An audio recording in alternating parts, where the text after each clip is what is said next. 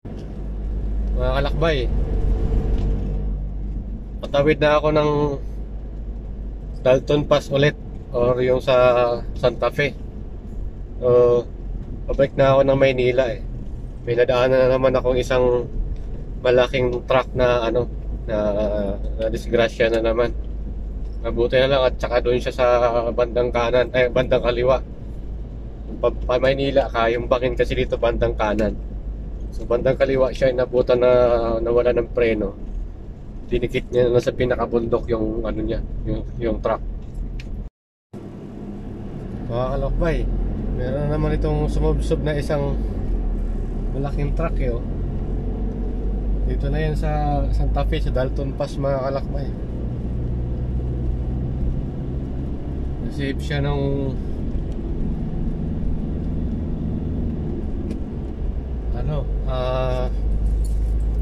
nasave siya ng lupa. Mabuti na lang doon siya sa kabilang side inabutan. Tapadikit siya doon sa pinakabundok. Kaya talaga dito kailangan magpababa ka na or ka talaga, check brake ka muna kung kung gumagana ba yung brake mo, dahil nga masyadong matarik yung bundok na to.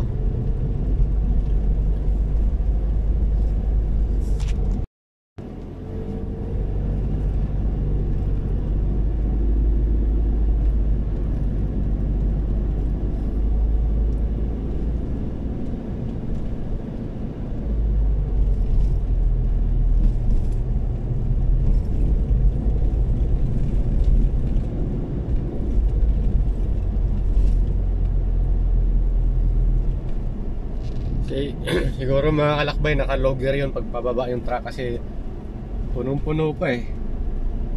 Sabihin, mabigat yung karga niya. So kung hindi naka-logger yun, baka dumiretso na rin yun sa baba. Kaya naagapan niya yung pagka wala ng preno.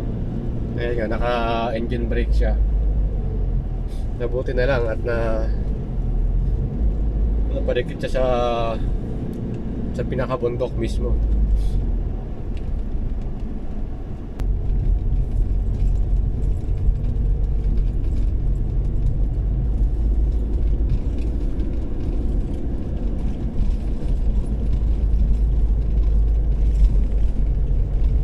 Dalton Pass, ayun sa taas ang Dalton Pass. May more turtle dyan mga kalakbay, pero di ko pa napuntahan talaga yan. Nakailang balik na ako ng Nueva Vizcaya. Ngayon, under renovation pa kasi yan. Yan yun, sa pinakataas, oh. Yan. Kita nyo yung parang may tower doon. So ginagawa pa siya ngayon. Kaya naka-close pa. Pag umakyat ka dyan, hanggang dito ka lang. Dito ka napaparada.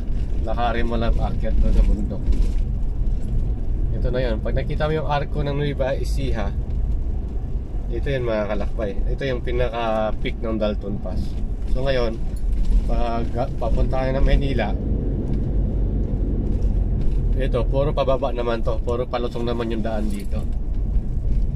Kung kanina puro akyatan, dito puro palusong naman. Dito lalo ka talaga mag-iingat mga kalakbay, dahil pag pabalik ka ng Maynila, yung bangin dito nasa right side, nasa side mo. Kaya ka lang, takbong pogi lang talaga rito para safe. In case mawalan man ng preno, maagapan pa. Kasi hindi natin ma-predict yung sasakyan natin mga kalakbay.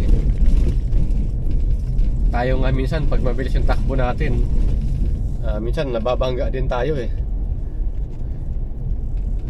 Yung sasakyan pa kaya, so hindi natin ma-predict ang parts ng sasakyan natin. So pagka mga ganitong daan, takbong pogi lang palagi para ligtas tayo mga kalakbay.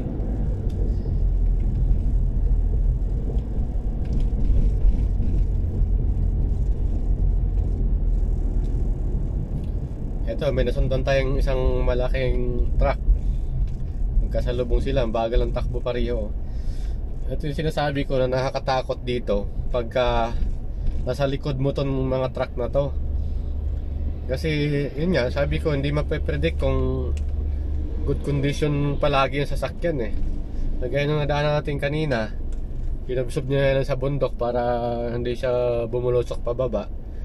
Eh pagka nasundan ka nito, pagitnaan ka ng mga ganitong dalawang truck, nakakatakot kasi baka ma-sandwich. Wag naman. Kaya dito magbibigay ka ng space dito.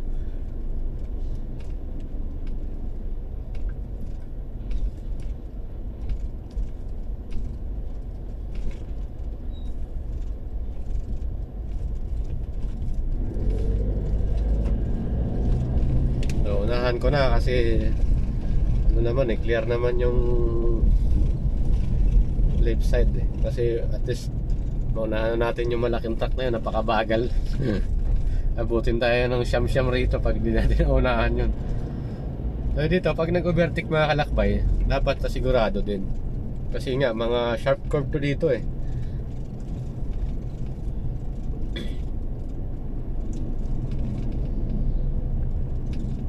Mahirap mabulaga mga kalakbay.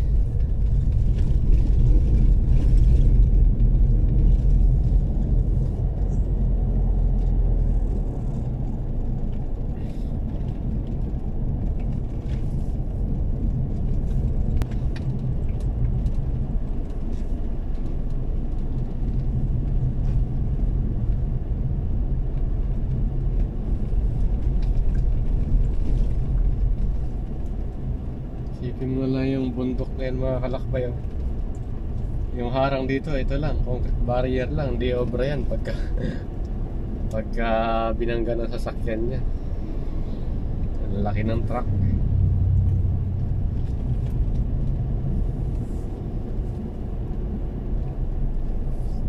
Sa history nitong Dalton Pass mga kalakbay, marami din nahuhulog dito. Parang old zigzag road din to ng Quezon Province. Pero ngayon, maganda na yung daan dito mga kalakbay. Malapat na, tsaka yun, naka-asphalto na. May mga ilan lang na yung mga malalalim na lubak. Pero ano naman, carry naman ng sasakyan.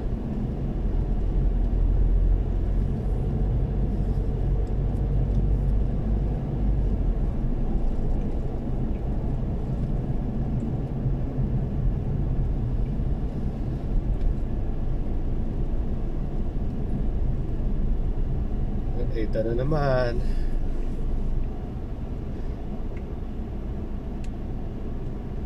Takbong 10 na naman tayo mga kalakbay.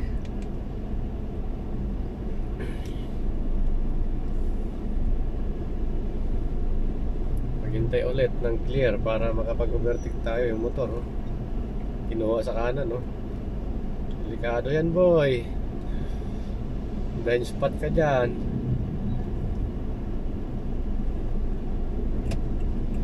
Pwede na to.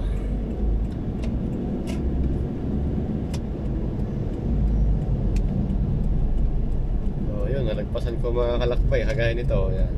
Tira ulit yung kalsada dito sa may tulay. So kaya alert ka lang dito mga kalakbay, lalo pag first time mo dito sa Dalton Pass. Yun lang mga kalakbay. Salamat sa panonood. Paki-like and share naman ng video ko.